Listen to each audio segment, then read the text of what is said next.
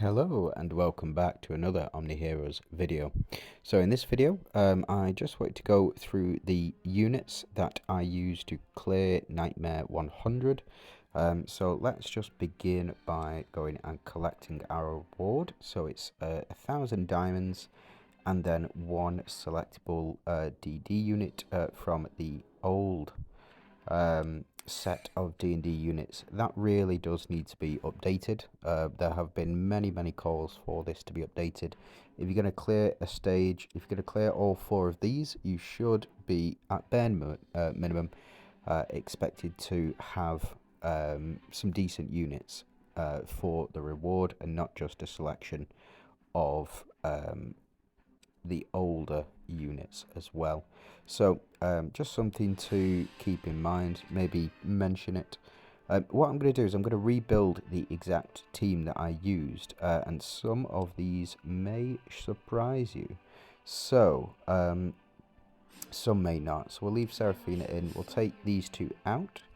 We'll take out our relics, and then I will remove you. So this was the basic setup that I used to beat the stage. So it's Astrid in slot 2, because you only need Astrid there in order to trigger her passive ability. And even if she does die, you will be able to trigger the ability still. Seraphina goes in there because she's quicker than Atropos, and the final slot goes to Halcyon. So Halcyon, or Halcyon, however you pronounce it, Halcyon was the key to victory in this. She did the most damage for me out of all of my units.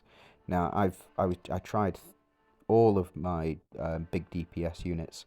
You know, I tried Sal, I tried Nawi in there, I tried Eudora in there as well. Potentially, if I had Eudora's red runes, then that also may have worked. But if you don't, Halcyon, the free-to-play option that you get, is the by far the best choice for this, because it's widely accessible by everyone, and she also gives a buff as well, a damage buff to your entire team.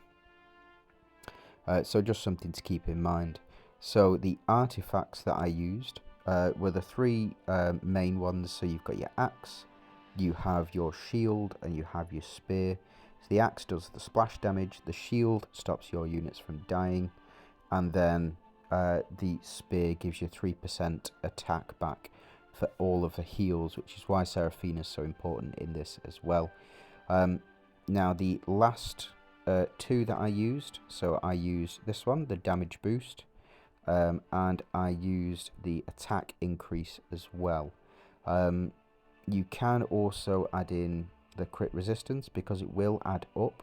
So the crit resistance is primarily for Atropos. So if you go into her here, every 1% in her crit resistance rate additionally increases her attack by 1%. So if you've increased that by 50% and you have her at 12 stars, you'll be able to increase her attack by 50%, thus increasing the team's attack by an additional 50% as well when she does cast her ultimate. And if she casts it twice, that's effectively 100% attack increase by just having that artifact in there as well. The other artifact that I use increased crit rate as well. Just when we get the splash damage trigger, and when we also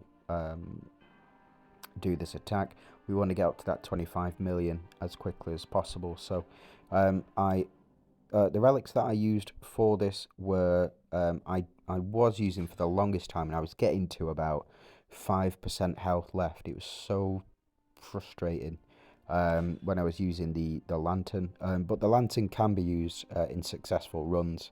And then finally, Hand of Tear, so that's Excalibur for an increased crit, and also Hand of Tear as well. So relatively accessible relics in order to beat this stage. Hand of Tear, it does increase your attack when it does trigger. but it's mainly for the reset as well, and it's the most widely accessible reset relic. For me personally, it's widely accessible. That's why I've been able to get it up to 4 stars. Now, this is the team that I used. These are the relics that I used, and these are the artifacts that I used. Halcyon by far did the most damage, but something that pushed me over the edge. So last time I did Rift Odyssey, I needed to level up my attack by just a little bit. So through the level up in gears, if I go into gear, you can see I can level up my breastplate here, or I can level up the spear. Last time I had to level up as many of my units up to 188 as possible in order to pass, and this time I've had to do something a bit funky with the relics. With the runes for 2 specific characters. Your Astrid runes, you don't really, if you've got her exclusive runes, you should be able to breeze past this, increasing that attack anyway, and you won't need to use this rune, effectively a rune trick. But if we go into my Elma, you're going to see something a bit funny with his runes. They're all Catherine's exclusive runes. Now, the reason that I've put all of Catherine's exclusive runes in is because they are Divine Crit, and almost all of them are Divine Crit unique runes. And what I mean by that is, if I click on the rune itself, you can see here there's a small blue dot on the rune. If I had all 4 of them, there'd be a 50% chance to apply Enfeeble, unable to receive buffs on all allies for 1 round as well. When allies trigger Purifies, a 50% chance to enable Enfeeble. Not particularly relevant. What we want is, we want the increases Divine Heroes own crit damage by 30%, and when equipped by Divine Heroes, increases own attack by 40%. The attack was the thing that pushed me over the edge, specifically adding these onto Elma as well. With Halcyon, I've not gone for Reflect runes, I've gone for DPS runes, and I've had to change those out as well. So as you can see, I've got 2 of exclusives from Emily. One, this was on my Ellie, but I've moved it over to Halcyon for this particular event. And then I had one unique for Corolla. So as you can see, when equipped, Eclipse Heroes increases own attack by 40%. So down here at the bottom, you can see what stats you gain from having a full set of them. If you go into them, go into your info and you scroll down, you can see what buffs you get if you have a full set of these. So again, increases own attack by 40%. I had to have that on Halcyon, just so that she could do the damage and push it through.